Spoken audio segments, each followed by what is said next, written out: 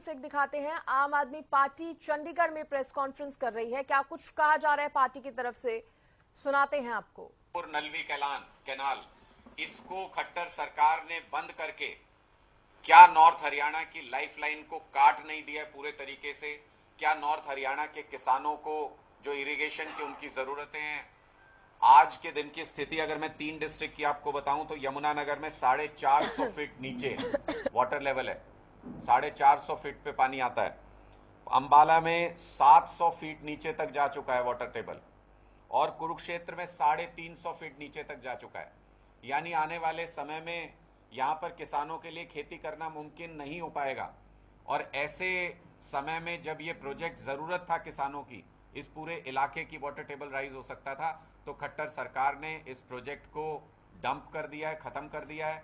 किसानों को ना कॉम्पनसेशन मिला, ना उनकी जमीन मिली। ये साफ बताता है कि खट्टर सरकार किसानों की पूरी तरीके से अनदेखी करती है। हमने कई उदाहरण देखे हैं, ना किसानों को फसल का सही दाम मिलता है, ना मंडियों के अंदर फसल का सही इंतजाम फसल बेचने का किया जाता है, ना बाढ़ जो पीड़ित हैं किसान जिनका सारे खेत तबाह हो गए, ना उनको मुआवजा आज तक देने की कोई बात हुई है।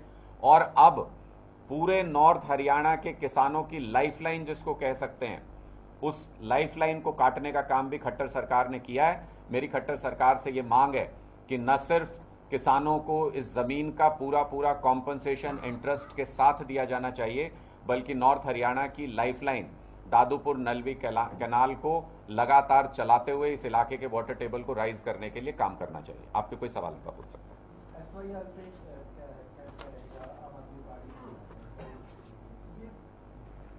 दादूपुर नदी नहर का जो निर्माण जो हुआ 2004 में प्रोजेक्ट शुरू हुआ, 9 में कंप्लीट हुआ, लेकिन मौजूदा सरकार के जो क्षेत्र के मंत्री विधायक थे उनका लगातार ये कहना था कि इस नहर की कोई जरूरत नहीं है। और आप ये मानते हैं कि इस बार जो ये बाढ़ ग्रस्त हुआ ये क्षेत्र, अगर दादूपुर नदी नहर होती तो ये क्षेत्र बाढ़ से भी बचता, और जो आप कह रहे हैं वाटर लेवल की बात करें उसमें भी मदद मिलती। देखिए, मैंने 3 चीजें आपको बताई। एक कि हांसी बुटाना जो नहर है उसको भी अभी तक वाटर कमीशन का अप्रूवल्स नहीं मिले हैं, लेकिन ये बाकायदा वाटर कमीशन से अप्रूव्ड कैनाल थी, जिसको वाटर कमीशन ने ये माना कि इसकी बहुत ज़रूरत है।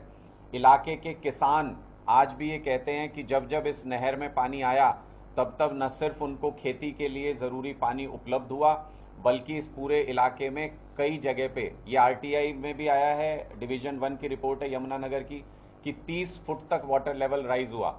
मैंने आपको तीनों डिस्ट्रिक्ट के वाटर टेबल का मैंने आपको हाल बता दिया है, 700 फीट, 450 फीट, 350 फीट। आने वाले समय में पानी की उपलब्धता नहीं होगी। ऐसे में जब बाढ़ आती है, जब पानी चढ़ता है यमुना के अंदर, उस पानी को इस्तेमाल करने के लिए ये योजना बनाई गई थी, ताकि आसपास के इलाकों में वाटर टेबल राइज हो सके और उस पानी का बाद में इस्तेमाल कर सकें। दिल्ली के अंदर आम आदमी पार्टी की सरकार ने यमुना के किनारे पर बहुत ही सक्सेसफुली ऐसे